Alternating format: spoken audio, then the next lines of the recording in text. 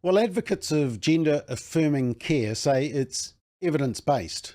But now, newly released internal files from the World Professional Association for Transgender Health, WPATH, prove that the practice of transgender medicine is neither scientific nor medical.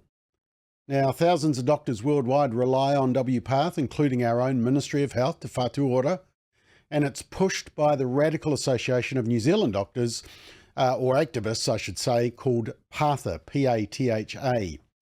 WPATH is considered the leading global authority on gender medicine, but it's now been exposed as the Wild West of Western medicine. And that has now exploded in their face, and the New Zealand government should immediately pause the transing of young people. This is obviously an extremely serious accusation that we're making in this report. Pseudoscientific surgical and hormonal experiments on children, adolescents, and vulnerable adults. We're looking at a case of very serious medical mistreatment where children and vulnerable adults are being given drugs and given surgeries without them understanding the implications of those drugs and surgeries. And what's more, the files themselves, and I think if there's one thing you want to take away from this, what it shows is that the professionals involved in so-called gender medicine recognize that both the children and the parents, as well as the people with a mental illness that they're so-called treating, they know that they don't understand what they're getting into. What we're dealing with here is, in my view, one of the worst medical mistreatment scandals in human history, and maybe the worst.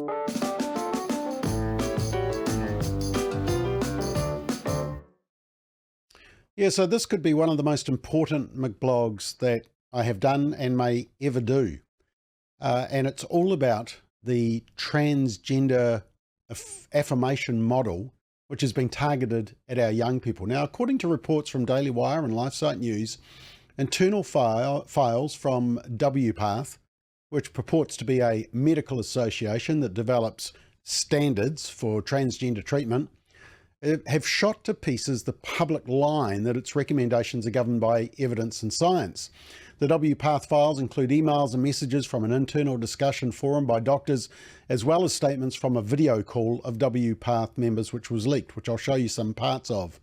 The research group Environmental Progress analysed hundreds of pages of internal posts and videos after being obtained by its founder, journalist Michael Schellenberger. A video of gender medicine experts went viral. On it, they talked about how hard it is to talk with teenagers about whether they might want to have kids one day.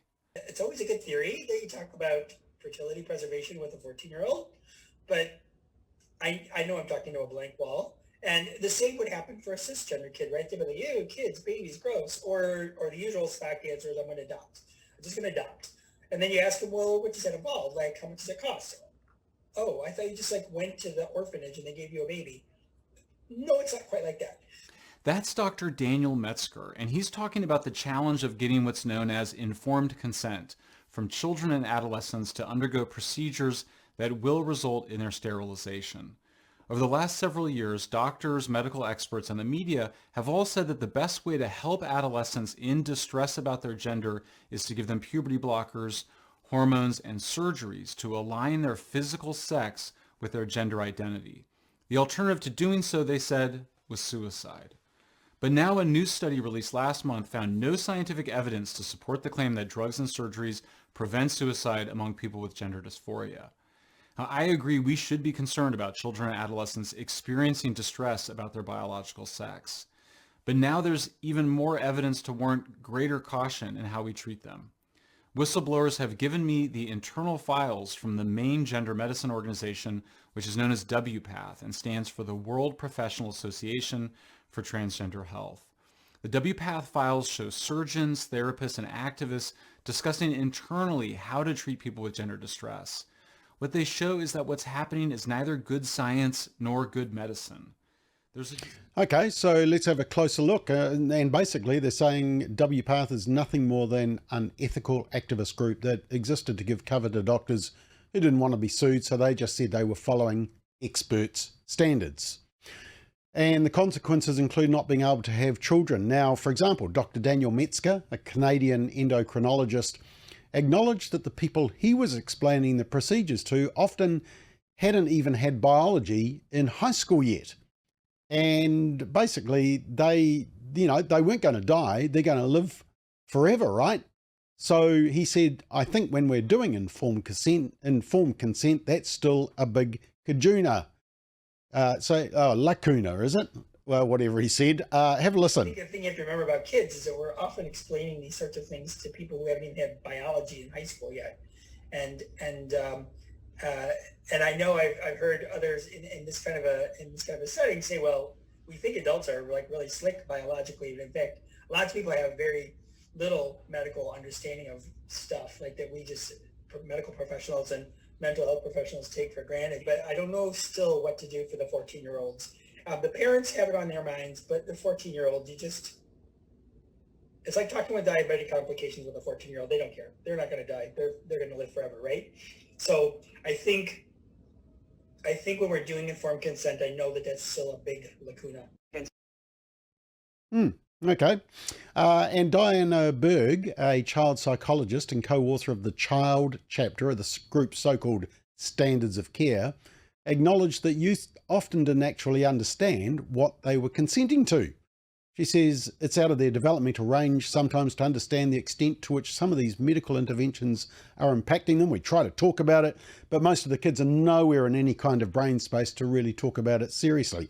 Have a watch of this clip.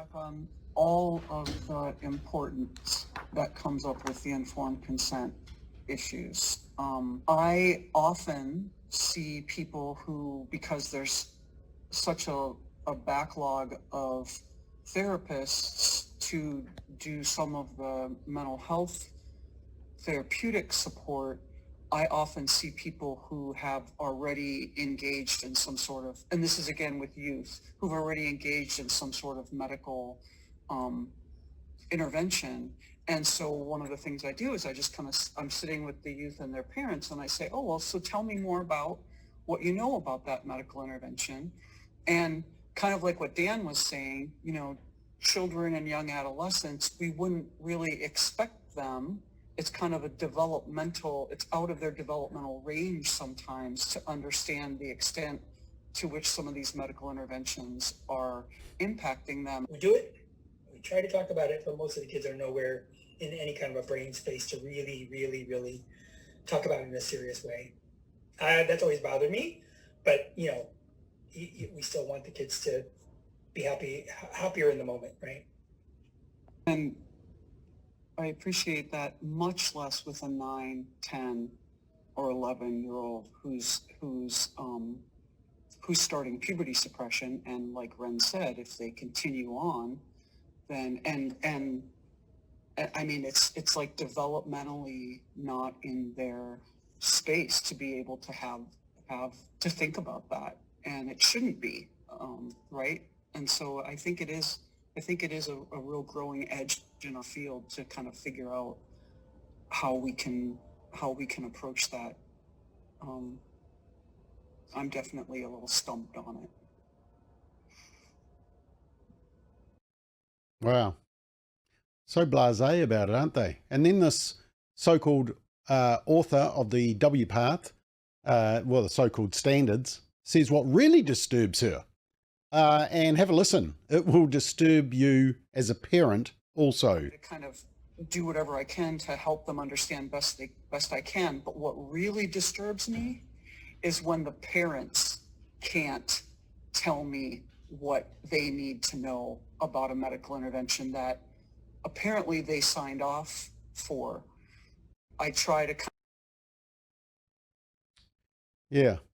But what really disturbs me is when the parents can't tell me what they need to know about a medical intervention that apparently they signed off for. That really disturbs us also. This is a WPATH co-author. A doctor from WPATH gave a callous response when discussing the case of an individual who regretted being unable to conceive children after having gone through transgender treatment. And, is a 14-year-old thinking about these consequences of infertility and lack of sexual function? And you'll hear the reference to the dog. And in this conversation, obviously, it's referring to the male role in intercourse. Oh, the dog isn't doing it for you, right? And, you know, they talk about they found a wonderful partner and now they want kids, and they can't. Now that I follow a lot of kids into their mid-20s, I'm always like, oh, the dog isn't doing it for you, right? Yeah, they're like, no, I just found this, wonderful partner and now we're kids and da-da-da. So I think, it doesn't surprise me. Doesn't surprise them. So, whatever. But it's not only the children that are unaware of the true consequences, mainly because they're too young and not mature enough to process it all. A therapist describes talking to parents after they meet with a medical doctor and they say, okay, tell me what you've learned. And they would be like, we have no idea what they were talking about, but it's okay. WPATH has a solution. She says, I think the more we can normalize that it is okay to not get this right away, that it's okay to have questions. But hey, they don't need to be doing this ethically. Listen to the pregnant pause at the end of this outlandish statement. And I would say, okay, so tell me what you learned from, and they'd just be like, we have no idea what they were talking about. Because they feel differential. Part of it is that they feel less deferential to the kind of doctor I am than the kind of doctor the medical doctor is. And because they really are seeking the care, they're just going to say they know when they really aren't picking up on what's happening.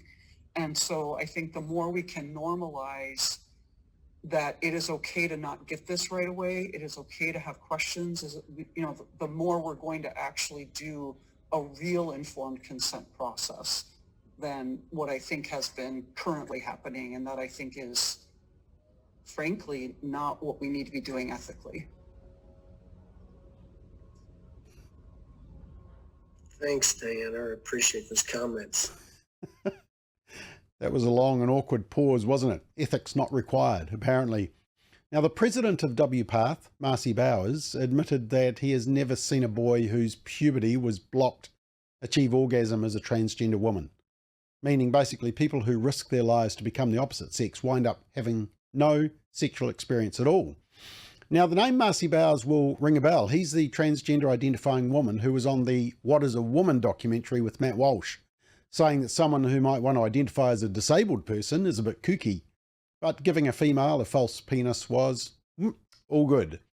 And despite these admissions that clients are unable to give informed consent, WPATH members repeatedly engaged in victim blaming, asserting that people who regret the irreversible procedures should have known what they signed up for. And Marcy Bowers says patients need to own and take active responsibility for medical decisions, especially those that have potentially permanent effects. And regarding detransitioners, I think this is very telling. In reply to a post about a detransition study, Marcy Bowers says in the documents that have been leaked, acknowledgement that detransition exists even to a minor extent is considered off limits for many in our community. Yeah, we thought that.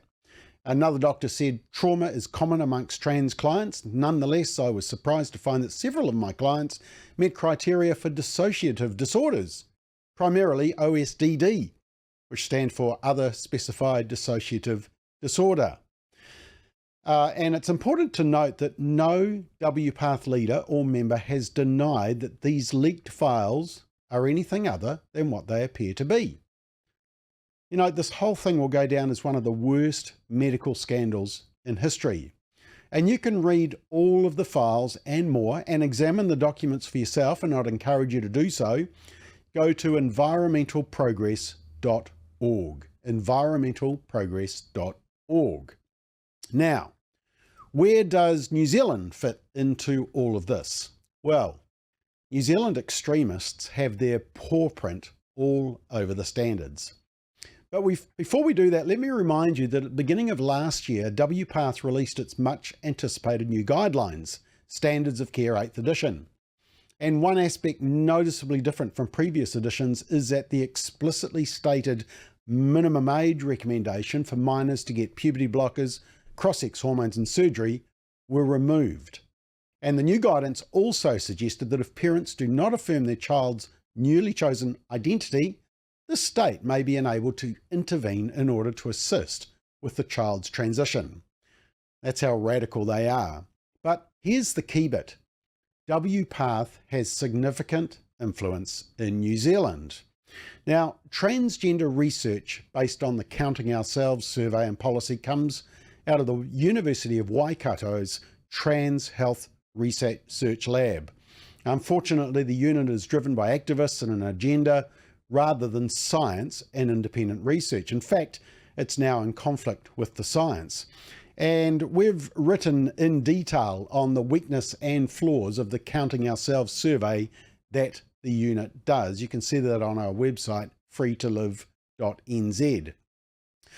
But the guidelines for gender-affirming healthcare in Aotearoa, New Zealand, comes out of a group called PATHA, PATHA, which is the New Zealand equivalent or the affiliate to the world organisation WPATH.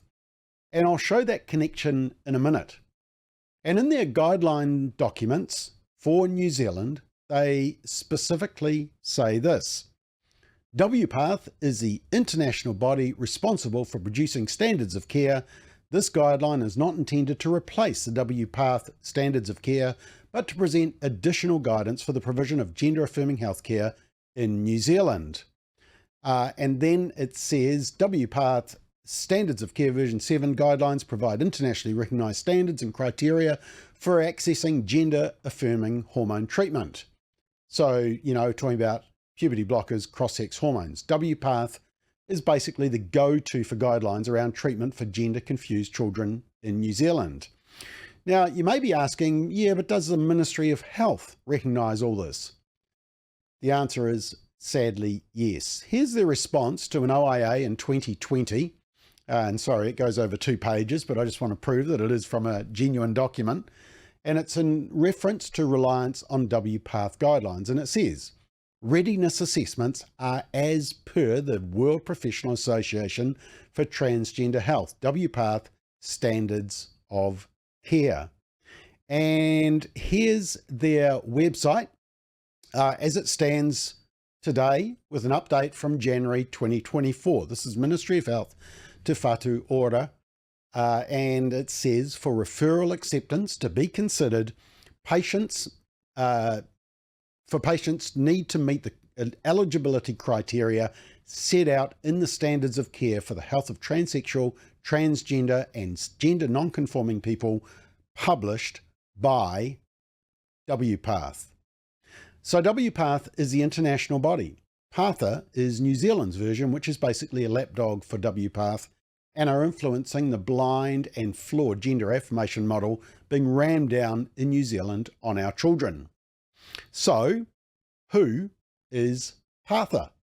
Well, it was formed in 2018. It's a group of trans activists, some of who are at the University of Waikato, and some of them have found their way into the medical professional setting, but not all of them.